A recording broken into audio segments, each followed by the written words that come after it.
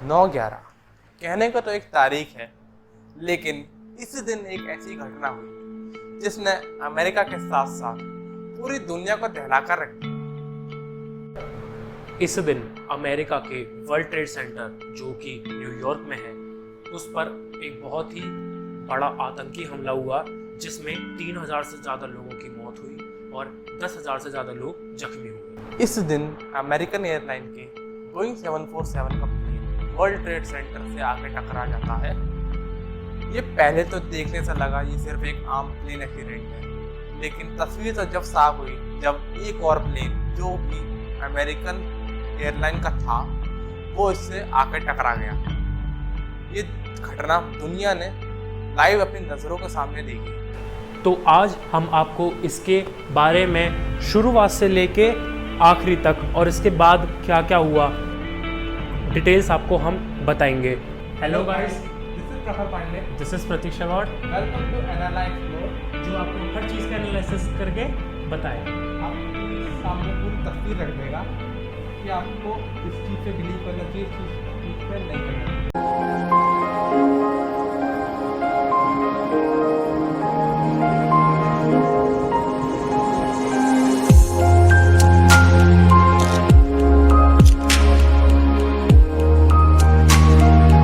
तो आइए पहले शुरुआत करते हैं कि 9/11 को क्या हुआ था।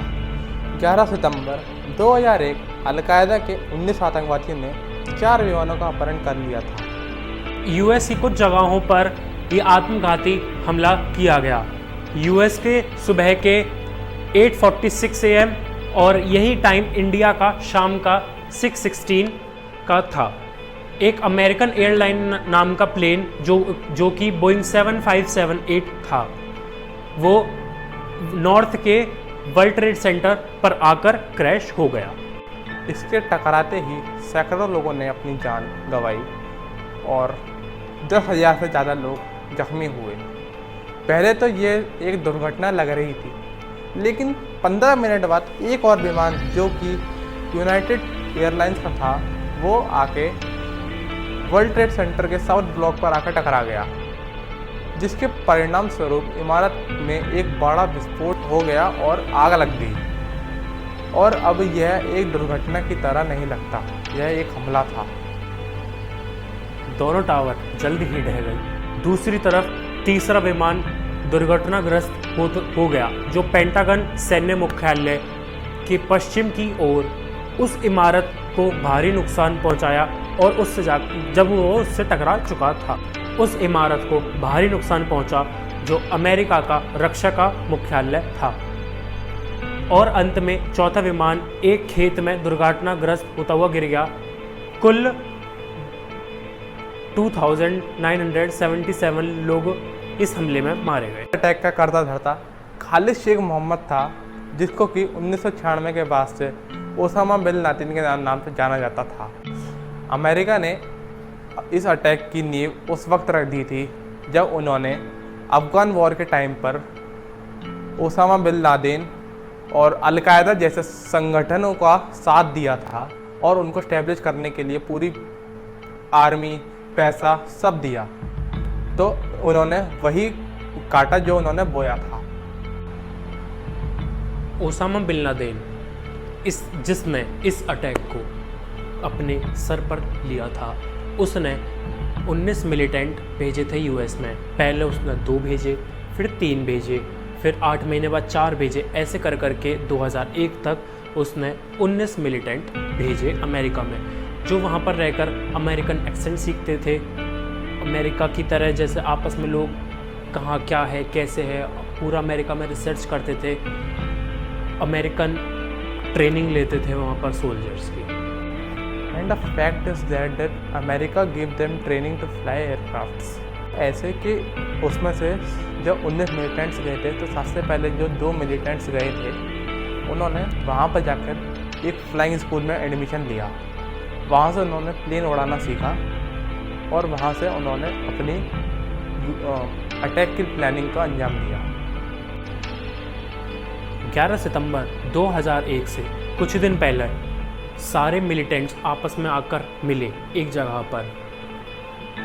और उन्होंने अपने आप को प्रॉपर ट्रेनिंग का जो उन्होंने प्लान बनाए थे, कैसे अटैक करना है, कब क्या करना है, जो टाइमिंग्स है, सब चीज़ उन्होंने उनकी पूरी वो प्लानिंग डन थी। फिर वो जितने भी मिलिटेंट्स थे सब ग्रुप में डिवाइड हो गए, 4 ग्रुप में डिवाइड हुए। पहले 3 ग्रुप में 5-5 मिलिटेंट्स, 4th ग्रुप में सिर्फ 4 ही मिलिटेंट थे। इस मिशन में लार्ज प्लेन्स, जो लंबी दूरी के लिए प्लेन्स जो इस्तेमाल होते हैं, उनका इस्तेमाल किया गया था, क्योंकि उनके अंदर फ्यूल भी काफ़ी सारा होता है। ज़्यादा फ्यूल होगा तो जहाँ भी अगर वो प्लेन गिरेगा तो फ्यूल का एक्सप्लोजन भी बहुत ह्यूज अमाउंट में होगा, इसलिए लंबी दूरी के प्लेन इस्तेमाल किए गए थे। उस समय जॉर्ज डब्ल्यू बुश अमेरिका के राष्ट्रपति थे। उसने आतंक के खिलाफ युद्ध शुरू किया और अफगानिस्तान और बाद में इराक पर आक्रमण किया। अब यह षड्यंत्र का सिद्धांत आता है, जिसमें से एक के अनुसार अमेरिका सरकार 9/11 के हमले में शामिल थी और दूसरी सरकार पहले से जानती थी कि ऐसा कुछ होने वाला है, लेकिन कुछ नहीं किया। और अमेरिका ने इराक के तेल पर नियंत्रण पाने के लिए ऐसा किया। अमेरिकी इंटेलिजेंस ने इन मामलों के पीछे ओसामा बिन लादेन का हाथ बताया, लेकिन 9/11 के बाद उनका 4 बार इंटरव्यू हुआ और हर बार उन्होंने कहा मेरा इससे कोई लेना देना नहीं है। कॉन्स्पिरेसी थ्योरीज के अनुसार अमेरिका का इराक पर आक्रमण करना, जो बिन लादेन के ठिकानों से 1300 मील दूर था, इस बात का संकेत देता है कि 9/11 के लिए कौन जिम्मेदार था। वर्ल्ड ट्रेड सेंटर के ढहने पर प्रोफेसर ने फैली धूल को इकट्ठा किया और जांच शुरू कर दी। उन्होंने धूल में लोहे के गोले पाए जो नॉर्मली आपको कहीं मिल नहीं सकते। इस धूल में RDX, जो एक बहुत विस्फोटक है, जिसे हम विस्फोटक के नाम से जानते हैं, वो उस धूल में उसके कण पाए गए। कॉन्स्पिरेसी थ्योरीज के अनुसार यह ओसामा बिन लादेन नहीं था, बल्कि अमेरिकी सरकार का कोई व्यक्ति था जो 9/11 के पीछे था। रसायन विज्ञान के एक प्रोफेसर के अनुसार विश्व व्यापार केंद्र, जो कि वर्ल्ड ट्रेड सेंटर है, उसकी विमान दुर्घटना के कारण वह नहीं गिरा था, बल्कि विस्फोट के कारण गिरा था, जो पहले से प्री प्लान था।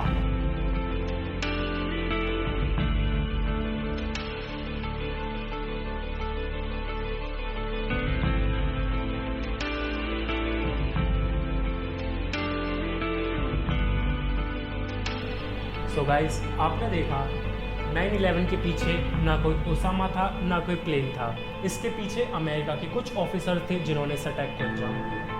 तो गाइस, अगर आपको हमारी वीडियो अच्छी लगी तो give it a thumbs up. और गाइस, इस वीडियो और हमारे चैनल को अपने सभी फ्रेंड्स एंड फैमिली मेम्बर्स के साथ शेयर करिए और हमारे चैनल को प्लीज सब्सक्राइब करें। और आगे मिलते हैं ऐसे ही किसी खतरनाक वीडियो के साथ। So stay tuned, bye, take care.